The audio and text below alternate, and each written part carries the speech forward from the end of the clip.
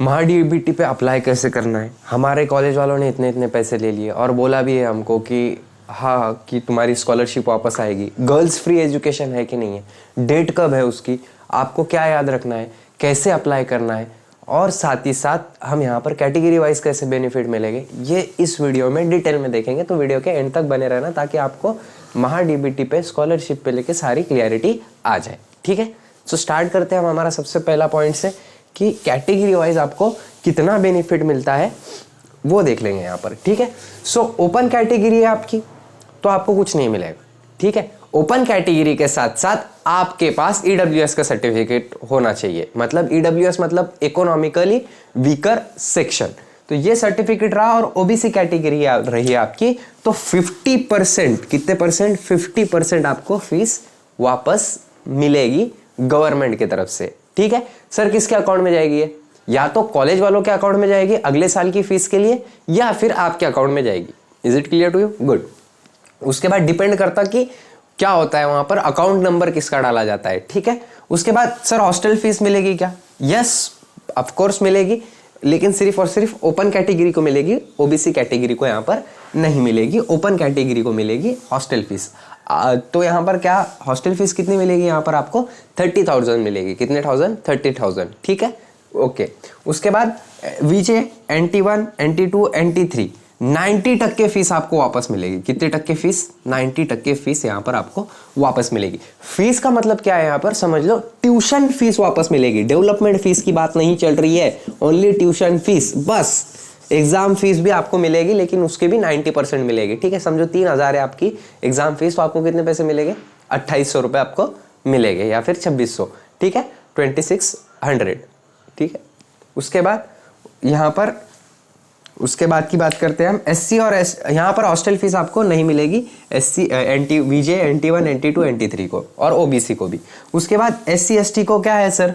तो 100% tuition fees मिलेगी। Tuition fees मिलेगी, बार बार बोल रहा हूँ, डेवलपमेंट फीस नहीं मिलती यहाँ पर, सिर्फ ट्यूशन फीस मिलती है। कितने परसेंट? 100%। ओके, उसके बाद गर्ल्स फ्री, उसके बाद हॉस्टल फीस मिलेगी यहाँ पर आपको? नहीं। गर्ल्स फ्री एजुकेशन है कि नहीं? तो यहाँ पर नॉट येट फिक्स, अभी तक यहाँ पर ये बात फिक्स नहीं हुई है कि मेडिकल में भी बहुत सारे हैं, न्यूज़ आर्टिकल्स है, लेकिन ऑथेंटिसिटी महा डीबीटी पे आज ही चेक किया हूं मैं, वैसा कुछ दिखा नहीं रहा है। ठीक है, सो नॉट येट फिक्स, अभी तक फिक्स नहीं है कि गर्ल फ्री एजुकेशन है कि नहीं है। ठीक है, इलेक्शन के बाद हमको पता चल जाएगा वो।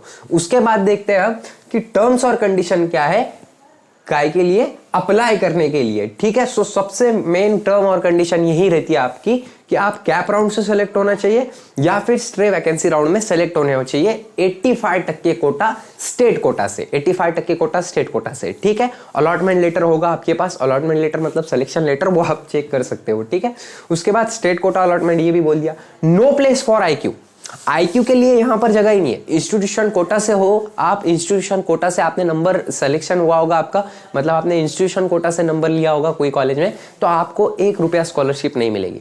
ठीक है, कितना रुपया? 1 भी रुपया नहीं, ना हॉस्टल की फीस मिलेगी ना ही कुछ और मिलेगा। Is it clear to you? Good. उसके बाद लेस देन 8 लाख इनकम, अभी जो वीडियो बना रहा हूं मैं यहाँ पर 8 लाख के नीचे इनकम चाहिए आपकी, ये इस टाइम पे। क्योंकि क्या हुआ है ना, एक GR पास हुआ है, वो ऊपर गया है केंद्र सरकार के पास। राज्य सरकार ने मंजूरी दी है लेकिन केंद्र सरकार के पास गया है कि 15 लाख के अंदर करो ये, लेकिन अभी तक हुआ है क्या? नहीं। अभी जो जिस टाइम पे वीडियो बना रहा हूं उस टाइम तक नहीं। सो अगर आपके पास 8 लाख के अंदर का इनकम है सो आपको ये मिल जाएगा। ठीक है, उसके बाद जो कैटेगरी रही है आपकी, उसके पूरे डॉक्यूमेंट्स होने चाहिए आपके पास, जैसे वैलिडिटी होगी, कास्ट सर्टिफिकेट हो गया, नॉन क्रिमिलियर हो गया, सारे सर्टिफिकेट, 10th 12th का certificate, board certificate, passing certificate, हर चीज का आपको डॉक्यूमेंट लगेगा यहाँ पर भरने के लिए। ओके, उसके बाद अलॉटमेंट कौन सी भी कैटेगरी से, ये याद रखो आप, बहुत सारे बच्चों का ये क्वेश्चन है, बहुत बहुत बहुत बहुत बहुत ज्यादा। ठीक है, अलॉटमेंट कौन सी भी कैटेगरी से हुआ हो तो भी आपको कैटेगरी बेनिफिट मिलेगा। जैसे मेरी कैटेगरी थी VGA, अब मेरा पर्सनल एग्जांपल दे रहा हूं, मेरी कैटेगरी है VGA। ठीक है, लेकिन मेरा अलॉटमेंट कैसे हुआ था? ओपन कैटेगरी से, लेकिन फिर भी मेरे को आज भी कौन से कैटेगरी के बेनिफिट मिलते हैं? VGA कैटेगरी के बेनिफिट मिलते हैं। Is it clear to all of you? Good. उसके बाद यहां पर अप्लाई कैसे करना है और डेट क्या है? तो डेट अभी तक आई नहीं है। Is it clear to all of you? वो जो दिखा रहा है महा डीबीटी पे बहुत सारे बच्चे गए थे और बहुत सारे कमेंट है कि नहीं सर फॉर्म की डेट चालू हो गई। ऐसा बिल्कुल नहीं है, वो रिन्यूअल है। क्या है, आप पढ़ लो, वहां पर पढ़ा करो आप अच्छे से, तो वहां पर लिखा हुआ है क्लियरली कि ये रिन्यूअल डेट है। रिन्यूअल डेट मतलब जो हमको करनी है अभी, लेकिन हमने पहले से ही कर रखी है, ठीक है, तो वो रिन्यूअल डेट है, ठीक है। अब यहाँ पर महाडीबीटी पे जैसे आएगा अप्लाई, वो मैं आपको डायरेक्ट लैपटॉप पे स्क्रीन शेयर करके बता दूंगा कि ऐसे ऐसे की जाती है, ठीक है। लेकिन वहां पर अगर आपने इतनी सी गलती कर दी, छोटी सी गलती कर दी, मेरे कॉलेज की बात कर रहा, पर्सनल मेरे कॉलेज की, मेरे 3 दोस्त थे, नाम नहीं लूंगा मैं उनका, लेकिन उनकी स्कॉलरशिप अभी तक वापस नहीं आई है, स्कॉलरशिप वापस नहीं आई है, ठीक है। एक एससी कैटेगरी का है, एक एससी है, एक ओबीसी है और एक ईडब्ल्यूएस है। क्यों? क्योंकि उनके फॉर्म में गलती हुई थी। यहाँ पर गलती की आपने तो बहुत ज़्यादा भरपाई करनी पड़ेगी आपको, और अभी भी उनका फॉर्म अंडर चेकिंग में, अंडर डीडीओ में, ठीक है। सो वो गलती आपको बिल्कुल नहीं करनी है यहाँ पर। Is it clear to you? Good. उसके बाद यहाँ पर और क्या चीज़ है कि डेट नहीं आई है, ये सब क्लियर हो गया आपको। इसके अलावा कोई भी डाउट होगा, इसके अलावा ये सब चीज़ें जो बोली हुई है, और मेरे को तो ऐसे लगता है कि मैंने सारी चीजें बोली हुई है। एक और मेन बात यहाँ पर बोलना, डिस्कस करना भूल गया मैं, कि कॉलेज वाले सर 4,20,000 की डिमांड कर रहे हैं, सर कॉलेज वाले 3,20,000 की डिमांड कर रहे हैं।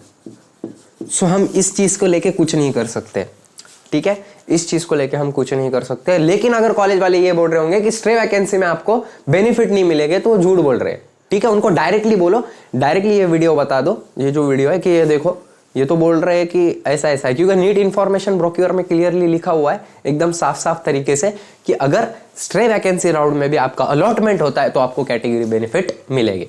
Is it clear to all of you? Good. ये एकदम शॉर्ट, ये वीडियो कट कर लो और दिखा दो कॉलेज वालों को, कोई दिक्कत नहीं। स्ट्रे वैकेंसी में भी आपको मिलते हैं स्कॉलरशिप बेनिफिट मिलते हैं 3 बार बोल दिया, अभी बहुत बार बोला हुआ है और बोल दिया। Is it clear to all of you? Good. एक और मेन बात यहाँ पर कि ये फीस आपको पे करनी पड़ेगी, ठीक है। लेकिन इसके अलावा अगर ये डेवलपमेंट फीस ज़्यादा बता दी, उनको पूछो आपकी ये फीस कैसी कैसी है, तो वो आपको डिटेलिंग में बताएंगे। अगर आपको सही लगा तो ठीक है, नहीं तो फिर सीईटी सेल को कॉल करके डायरेक्टली आप बोलो कि ऐसे ऐसे फीस मांग रहे हैं, ठीक है। Is it clear? Good. Okay, so यहाँ पर ये डाउट भी क्लियर हो गया आपका। लेकिन ये जो फीस दे रहे हो आप, मैं श्योरिटी से बोलता, अगर आप फॉर्म भरने में कोई गलती नहीं करोगे तो आपको ये फीस वापस आएगी आपकी कैटेगरी के हिसाब से, ठीक है। आपका अलॉटमेंट कौन से भी कैटेगरी से हुआ हो। उसके बाद एक और मेन बात है, जिसको भी अगर फॉर्म भरना है, ये फॉर्म भरना है, वो फॉर्म तो बाद में आने वाले हैं, लेकिन जो भी ये फॉर्म भरना चाहता है, मैं ज़्यादा नहीं, सिर्फ 10 बच्चे लूँगा। 10 बच्चों ने मेरे को 7887559633 जैसे ही ये इस पे व्हाट्सएप पे हाय मैसेज डालना है, hello hi sir, interested in form fill up of scholarship, ठीक है, फॉर्म फिलअप ऑफ स्कॉलरशिप, ठीक है। मैं आपसे बात करूंगा, आपका पूरा डिटेलिंग निकाल लूंगा पेमेंट होने के बाद। और इसकी पेमेंट बहुत ज़्यादा नॉमिनल रहेगी, वो कितनी रहेगी, ठीक है। अब ये इतनी ज़्यादा क्यों है? क्योंकि यहाँ पर बहुत ज़्यादा टेंशन रहता है, हर चीज़ के डॉक्यूमेंट अपलोड करना वगैरह वगैरह वगैरह, और वो मैं सब करूँगा आपका, ठीक है। लेकिन कितने बच्चे? सिर्फ 10 के ऊपर बच्चे मैं नहीं लेने वाला, क्लियरली मना कर दूंगा उसके बाद, ठीक है। ये नंबर पे आपको व्हाट्सएप पे मैसेज करना है, कॉल तो नहीं लगेगी ये नंबर पे, क्योंकि ऑलरेडी ये नंबर वैलिडिटी के बाहर है। तो आपको सिर्फ मैसेज करना है, hi sir, interested in form fill up. तो ये जैसे ही फॉर्म आता है हम वैसे ही भर लेंगे, आपके डॉक्यूमेंट वगैरह सब लेके, ठीक है। Is it clear to all of you? यहाँ पर एक और बहुत सारे डाउट बच्चों के ये है कि अगर आपने 11वीं 12वीं में या फिर 10वीं में पहले से ही वो अप्लाई किया हुआ है स्कॉलरशिप पे, तो आपका नया अकाउंट नहीं बनेगा, आपको डबल से नहीं बनाते आएगा, वही अकाउंट और पासवर्ड आपको लाना पड़ेगा कहीं ना कहीं से, तो ही आप अप्लाई कर सकते हो, ठीक है। सो जो भी इंटरेस्टेड है मेरे से करा के देने में, आपने तो चॉइस जो पेड काउंसलिंग ली थी जिन्होंने, उनको तो पता है मेरा रिस्पॉन्स कैसा रहता है, तो वो ये नंबर पे मेरे को मैसेज डाल सकते हैं, दिख रहा है ना, नहीं तो फिर डिस्क्रिप्शन में भी दे दूंगा मैं, और ये यहाँ पर से ले सकते हैं, ठीक है। उसके बाद एक और चीज़, आप डिस्क्रिप्शन में से BA-MS का हमने सिलेबस स्टार्ट किया है, सिलेबस बता दिया है, वो भी देख सकते हो आप डिस्क्रिप्शन में जाके, नीचे वीडियो में डिस्क्रिप्शन होता है, वहाँ पर जाके आप चेक कर सकते हो वीडियो, या फिर डायरेक्ट ये जो चैनल है उस पर विजिट कर लीजिए और वहाँ से जाके आप उसको देख लीजिए पूरे BAMS सिलेबस को, फर्स्ट ईयर के जितने सब्जेक्ट है एकदम बुक्स वगैरह सब अच्छे से बताई हुई है, ठीक है।